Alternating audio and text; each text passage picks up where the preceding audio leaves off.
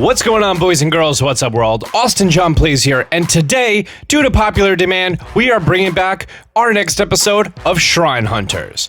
Now, we've already done the Great Plateau, Dueling Peaks, Hateno Tower, and Lanayru Tower. Now, we're going to make our way onto Faron. The first tower that we're going to be covering, which is an important reference point of a lot of the other ones that we're going to be going to, is the muwo Jeem Shrine. This one is found right out in the open, pretty easy to find from the research laboratory. This one is a modest test of strength. Now, I did this one at a severely lower level. I only had 4 hearts. I actually wasted every single weapon that I had on this guy, and by the end of the battle, I was just waiting to throw bombs at him, and that's pretty much how I won, so great.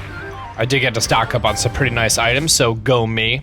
The item that you receive is going to be a knight's bow, and that's our first orb for this area.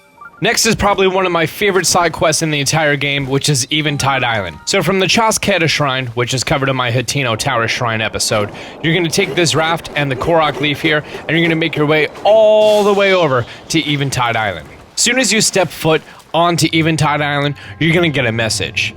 To you who has traveled to this island, I present you with a challenge. In your travels, you've relied on your equipment you found along the way. Here, you must cast this equipment aside and face this trial with only wits and whatever you can scavenge. And then, you're naked.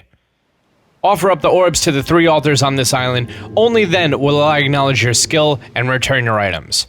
Now, I did this pretty much near the I did this on day 1, not gonna lie. Day 1, March 3rd, I tried this. I got my first orb, which is right here, and I was like, oh, here's a barrel. Let's not go over, let's open up this barrel, and I died. So that sucked. But that's the location of the first orb. I'm gonna show you guys some other important stuff here. As soon as you make your way to the island, on the left side of the screen, you're gonna see one of the places to drop one of the orbs. Also, if you need a little bit of help and you find this really challenging and just can't beat it, you could drop some of your weapons onto your raft before you step foot onto the island. So drop your items, make your way onto the island. Once you're naked, then go back, get your bow and weapons, and then you're good to go. Yeah, it's kind of cheating, but it makes life a lot easier.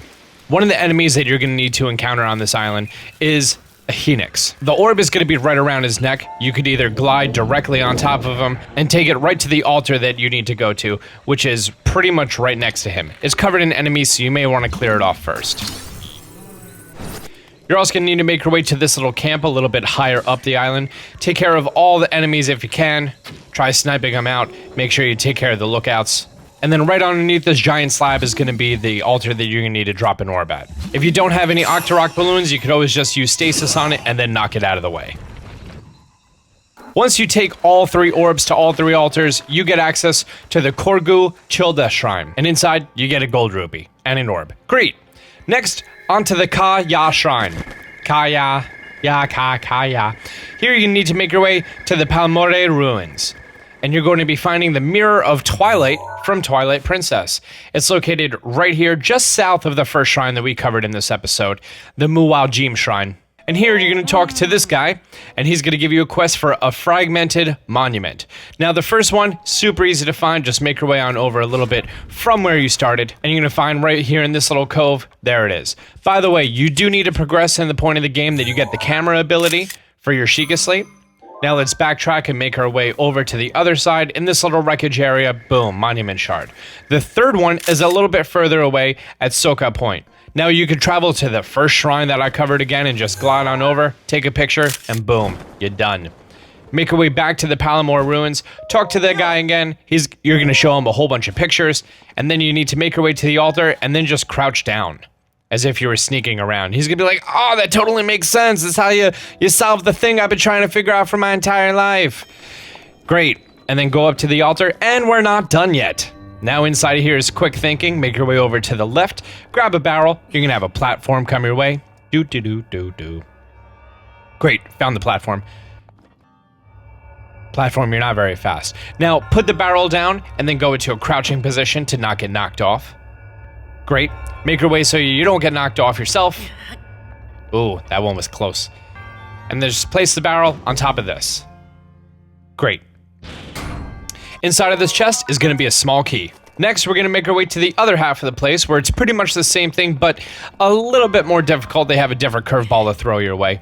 Once the platform comes over here, drop down the barrel and take out your bow and arrow. Now, once you make your way through this first open doorway, you're going to shoot this switch. That's going to open up the first and close the first and third. Shoot it again to close the second and open the first and third. Now grab the barrel, place it on the altar, and then you're good to go. That's going to open up this passageway for your weapon of the area. Using the small key, you can open up the door and get your shrine. Next, you're going to make your way to Lorland Village, which is located right here. From Lorland Village, your shrine sensor should be going off. You're going to climb up the mountain a little bit. And that brings you to the Yah Rin Shrine. From the Yah Rin Shrine, this is a weighty decision, which is actually a really fun shrine to do. We're going to use Magnesis, pick up this guy, throw it onto the one to the right. Now you could drop it and you float into the air, or just gently place it down. Doesn't make a difference. Take care of the little baby shrine guardian guy. Bye-bye. Next, you're going to use Magnesis on this metal chest over here. Collect the item inside, which is totally optional. And then you're going to use Magnesis on him again. And you're going to drop him onto the switch on the other side of this doorway. That's then going to open up the doorway. And once the doorway is open, grab it again, and then make your way onto the next area. Just walk it with the chest, nothing to see here. We're going to place it onto the first pedestal, just so it's close by. You don't actually need to put it there. Make your way to the back area. Now grab him and put him onto the rear pedestal. Boop, boop. Drop it down. Great. Climb on top of here. Now we're going to put him on the further one, so now you're projected into the air. You can get your chest. Awesome. Some opal. Now repeat the process, but reverse. Take the chest, throw it on the far one, and that's going to put you into the air. Ooh, little bounce. And that's going to bring you right to the shrine. Perfect. For the next one is going to be the Shah Utoh Shrine, which is right next to the Lakeside Stable. Right behind the Lakeside Stable, you're going to find a bombable wall. It's hidden right here. And kablooey. And inside, we're going to find our shrine. And this is going to be Halt the Tilt, which is also a really fun one. Use stasis on your first one so you can make your way on up. Next, you're going to use stasis on this guy, climb up to the side. And you're going to find a metal chest over here. Open up the chest. Now you're going to step on this guy, use stasis so it's facing the other way, so you can climb up successfully. Now you're going to use Magnesis, grab the metal chest, and bring it with you to the next area. Just kind of like how we did on the last one. So the trick right here is to stand on the side that's already down, toss yourself in the air, and grab the chest. Ba-da-da-da. Ancient core, great.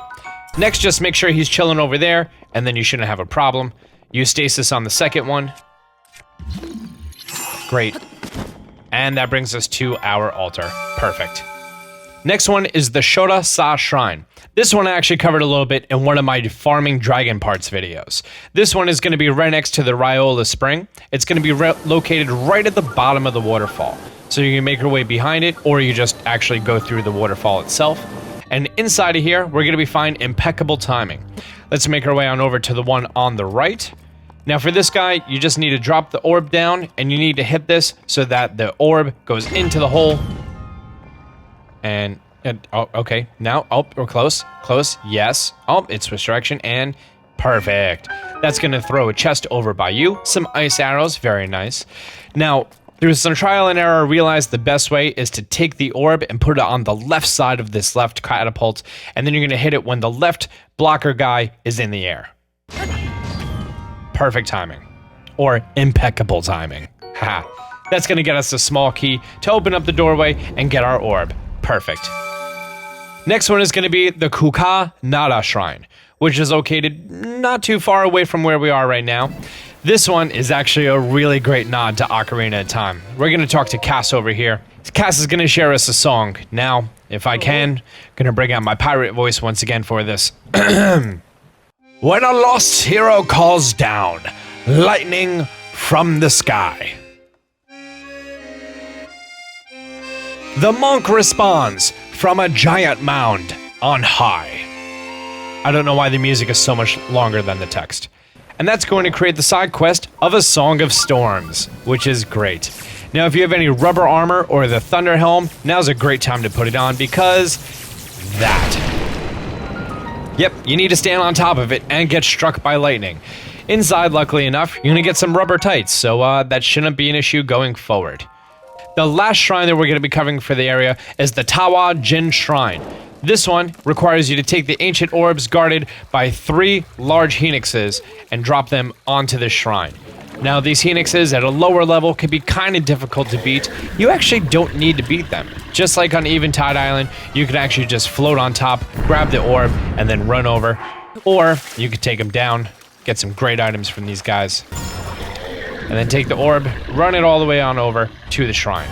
You're gonna need to kill all 3 of the Phoenixes. I believe within the same blood moon.